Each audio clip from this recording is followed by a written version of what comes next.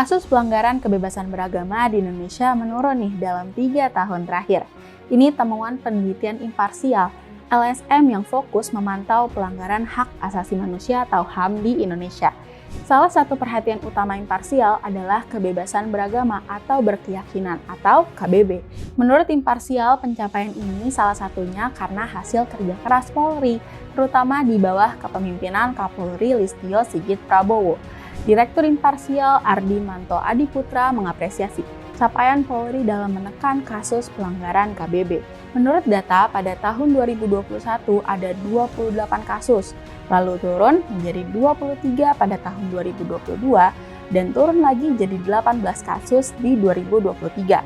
Meskipun pada 2024 hingga November tercatat ada 20 kasus, tapi tren penurunan ini tetap jadi sinyal positif. Ardi menyoroti peran Polri yang proaktif seperti memediasi konflik berbasis agama dan memfasilitasi dialog antar kelompok.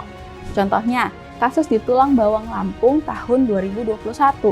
Saat itu ada penolakan ibadah Natal oleh sekelompok warga terhadap jemaat gereja GPI.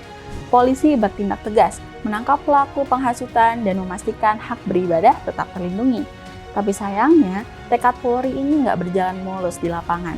Contohnya, pada tahun 2023 di Kulon Progo DIY, patung Bunda Maria ditutup karena tekanan ormas. Publik mengkritik tindakan ini sebagai bentuk intoleransi. Polri dalam kasus ini dianggap gagal menjamin hak minoritas. Evaluasi internal pun dilakukan untuk memperbaiki penanganan kasus seperti ini. Imparsial juga mengapresiasi langkah Polri yang membentuk unit keamanan berbasis kerukunan di daerah-daerah rawan konflik agama.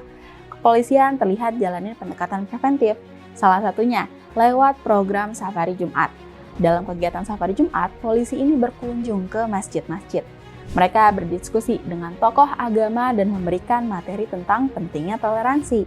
Tapi imparsial mencatat, masih ada favoritisme terhadap kelompok mayoritas. Kadang pendekatan Polri lebih berfokus pada menjaga keamanan dan ketertiban masyarakat daripada memastikan HAM terlindungi. Kita berharap Polri di masa mendatang lebih progresif ya. Kebijakan yang diambil semua anggota Polri harus berpedoman pada prinsip-prinsip HAM. Dengan begitu, penanganan konflik berbasis agama menjamin keadilan bagi semua pihak tanpa keberpihakan. Jangkauan program dialog dan pendidikan toleransi juga harus semakin diperluas. Harapannya, kebebasan beragama benar-benar bisa dirasakan semua kelompok tanpa terkecuali. Tapi langkah-langkah itu akan semakin berarti bila kita, civil society, juga ikut membantu kepolisian memastikan HAM terlindungi. Selama ini dipercaya kelompok yang intoleran di Indonesia itu minoritas. Masalahnya, mereka lantang bersuara dan militan di lapangan. Ditambah, mereka juga sering mencatut dan mengaku-ngaku mewakili mayoritas.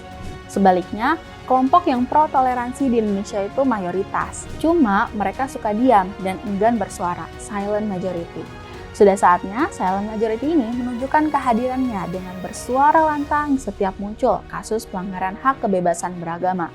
Dengan begitu, Polri mendapat suntikan darah segar untuk selalu memastikan HAM terlindungi.